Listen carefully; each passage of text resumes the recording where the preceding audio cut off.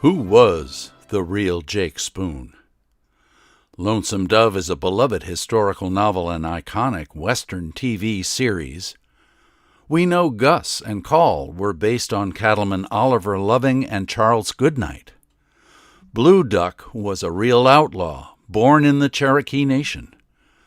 But how many know of the real Jacob Spoon? Where did author Larry McMurtry come up with that character? Did he just pull the name off a Texas headstone? The real Jake Spoon is nothing like the character in Lonesome Dove. He was a real-life cowboy who made about 10 trips from Texas to Kansas, died on a cot in his front yard, and is buried in Menard, Texas.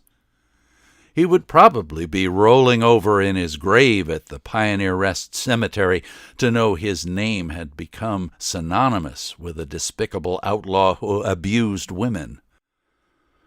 The real Jacob Spoon was such an upstanding representative of the trail-driving cowboy.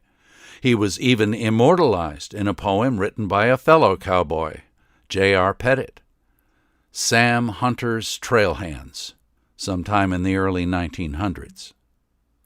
Jake Spoon's the flank puncher, so slowly he rides.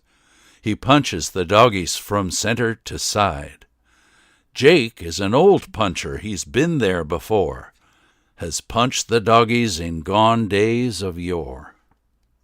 Author Megan Willome has written about the main characters in McMurtry's story.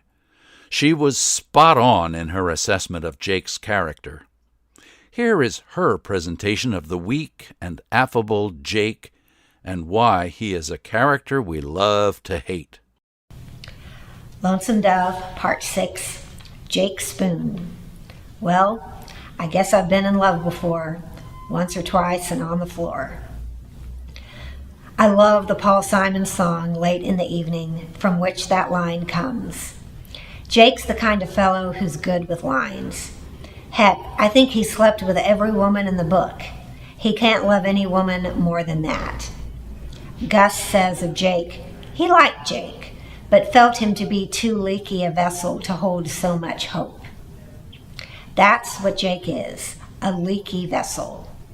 Newt practically worshipped Jake. All the hands like him. Lori put so much hope in him that she left Lonesome Dove because she believed Jake would take her to San Francisco. When we meet Jake, he's already running from the law for shooting July's brother, a dentist. His proud days of rangering with Gus and Call are in the past. He's let himself drift. He drifted into Lonesome Dove. He drifted into the Dry Bean Saloon and Lorena's Arms. He drifted onto the cattle drive. Then he drifted into Austin to gamble. And then he drifted into the company of the Suggs brothers, a bunch of mortaring horse thieves. McMurtry writes, "It's his darn laziness," Call said. "Jake just kind of drifts. Any wind can blow him." Gus is wise enough to know that he and Jake are cut from the same cloth. He's only a few shades removed from ending up like his old compañero. After all, Gus likes whiskey and women, just like Jake. Gus likes a game of cards, just like Jake. Gus doesn't particularly like to work, just like Jake. The difference? Gus has spent his entire career with Captain Call. Jake left, then came back, then left again. The company a man keeps makes a difference.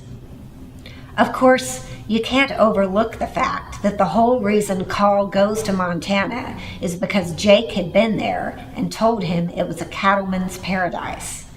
Call risks his own life, the lives of several hired hands, dozens of horses, and 3,000 head of cattle based on the word of a gambler who deserts them.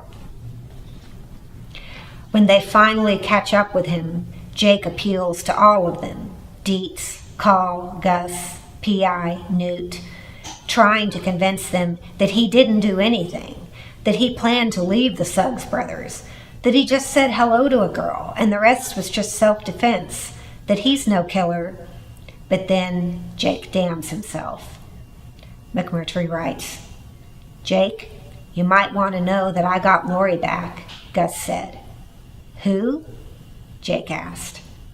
And that's when you're ready to hang Jake yourself, after all that Lori suffered at the hands of Blue Duck and his gang. We've all known men like Jake, charming fellows, the kind that both men and women want to be near, the kind with no self-awareness, no conscience. Gus predicted Jake would be hanged when he left the Rangers. He just didn't expect he'd have to do it himself. McMurtry writes, there was no more likable man in the West, and no better rider either. But riding wasn't everything, and neither was likableness. Something in Jake didn't quite stick. Something wasn't quite consistent. Rest easy, Jake. Now that we know you were one of the good ones, we will celebrate you as the real trailhand you were. Oh, how I would love to see the open range again and gaze upon a valley where a winding river bends, where air is clean and grass is green and blue skies overhead. Oh, how I would love to see the open range again. The bunkhouse where old wranglers meet when roundup time is done, to talk about the cattle drive and winter coming on, where almost everyone you meet is an everlasting friend. Oh, how I would love to see